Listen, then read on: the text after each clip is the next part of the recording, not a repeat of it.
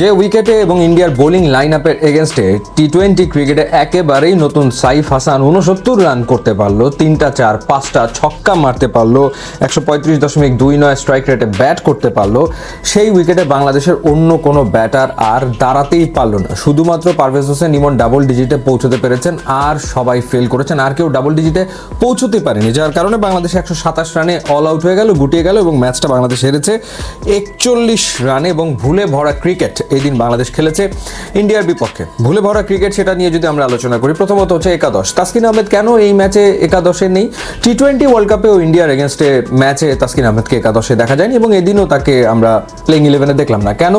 এখন হতে পারে যে ওয়ার্কলোড ম্যানেজমেন্টের কারণে তাকে রেস্ট দেওয়া হয়েছে, পাকিস্তানের বিপক্ষে বাংলাদেশের সেমিফাইনাল, সুতরাং সেই ম্যাচের জন্য তাকে রেস্ট দেওয়া হয়েছে, সেটা নয় বুঝলাম, কিন্তু শেখ মাহাদি কেন তাহলে একাদশে নেই? শেখ মাহাদি আগের ম্যাচেও দারুণ বল করেছে, সেই শেখ মাহাদিকে কেন আসলে ড্রপ করা হলো, কী কারণে করা হলো সেটা আসলে কোনোভাবেই বোধগম্য হলো না। তো সেই জায়গাগুলোতে সাইফুদ্দিনকে আনা হয়েছে, কিংবা পারভেজ হোসেন ইমন খেলেছেন লিটন কুমার দাসের জায়গাতে, অর্থাৎ যে চেঞ্জ করা হয়েছে সেই চেঞ্জ খুব একটা এফেক্টিভ হয়নি। এবার আসি পাওয়ার প্লেতেই মূলত ইন্ডিয়া রান তুলে ফেলেছিল 72 কোনো উইকেট না হারিয়ে, তো সেখানেই তো বাংলাদেশ আসলে ম্যাচ হেরে গেছে, ওখানেই হেরে গেছে।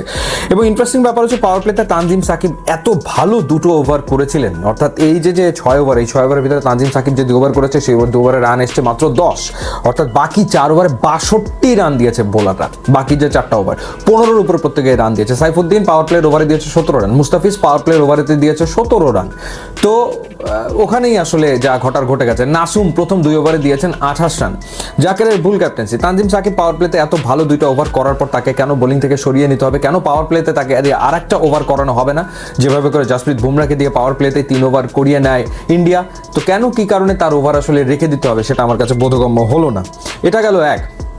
2, যখন 6 বোলিং অপশন হিসেবে সাইফ হাসানকে বোলিংয়ে আনা হলো, দারুণ 2টো ওভার করে সাইফ যখন রানের চাকাটাকে কিছুটা টেনে ধরার চেষ্টা করছেন, তারপরেই তাকে বোলিং থেকে আসলে সরিয়ে দেওয়া হলো। কী কারণে? ড্রিঙ্কস ব্রেকের পরে 10 ওভারের পরে গিয়ে তাকেও বোলিং থেকে সরিয়ে দেওয়া, সেটাও আমার কাছে মনে হয় যে সঠিক সিদ্ধান্ত ছিল না। তখন আবার সাইফুদ্দিনকে আনা হয়েছে দ্বিতীয় ওভার বল করার জন্য, এবং তখন সাইফুদ্দিন ওভার বল করতে এসে 16 রান দিয়েছে।